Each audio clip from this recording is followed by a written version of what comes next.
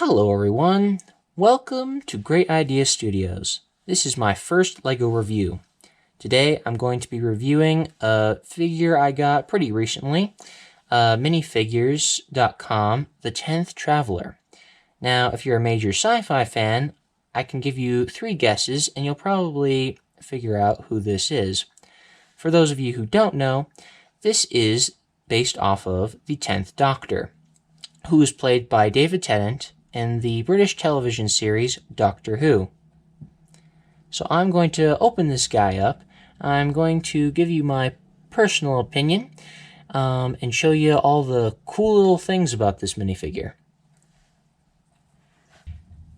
So this is the 10th Doctor. Now, this minifigure is actually one of my favorites that I've ever gotten, just because this is my favorite version of the Doctor.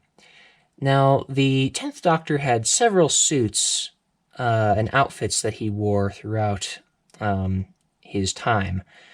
This one here is the brown pinstriped suit. He also has a blue suit and also has a trench coat, which he wears with both of these suits here.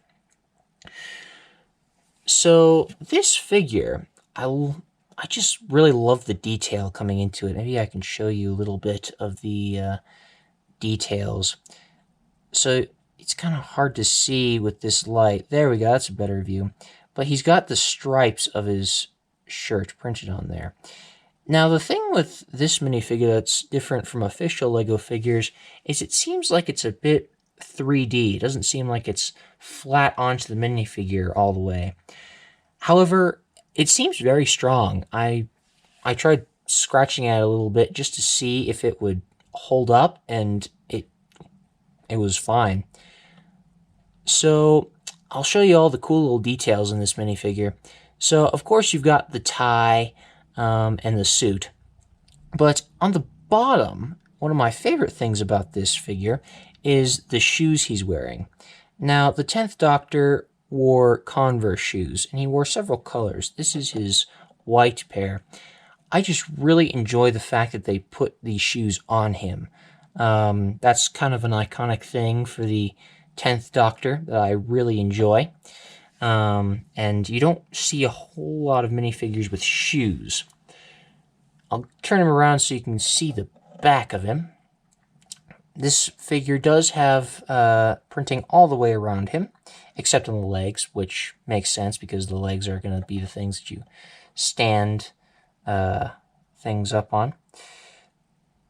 So this character has printing on his arms, and you can see the sleeves underneath his shirt there, which I am very detailed in there, and I just really enjoy that. One of the cool things about this minifigure that I don't see a whole lot in custom minifigures is he has a double-sided face. So here is his face from behind, and yes, he wears glasses. Sometimes he just puts them on to read something or just kind of looks smart in general. Here, I'll go ahead and turn the head around so you can see what he looks like with the head like this.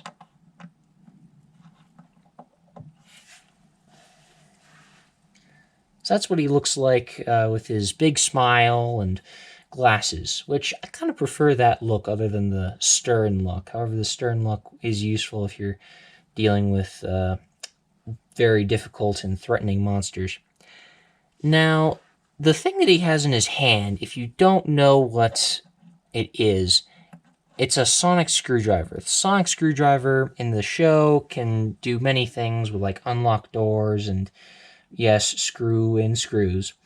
But I just really like the fact that it's not just a stud connected to the lightsaber. Yes, it's a lightsaber part. In fact, I believe they're both lightsaber parts that make them up, and the shaft of the lightsaber is just cut and inserted into the lightsaber. But personally, I think that looks better than just putting a blue stud on there, and that I just appreciate. Now, if you're an observant viewer, you probably noticed the jar next to him, or the lantern-looking thing. If you're an even more observant viewer, you probably noticed that there is a minifigure hand printed onto that.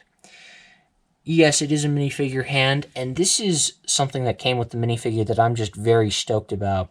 So in the series, the Doctor's hand gets chopped off after he's regenerated recently.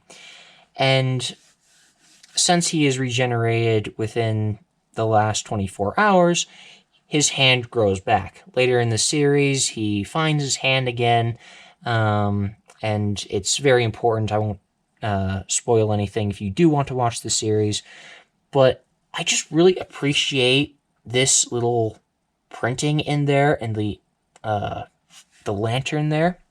I just really appreciate that because I've seen several custom minifigures of this Doctor, and some people had like an actual minifigure hand put into a jar, but this here looks like the closest to the actual show in my mind. That's just my opinion, but I'm just really appreciative that they put the hand in there.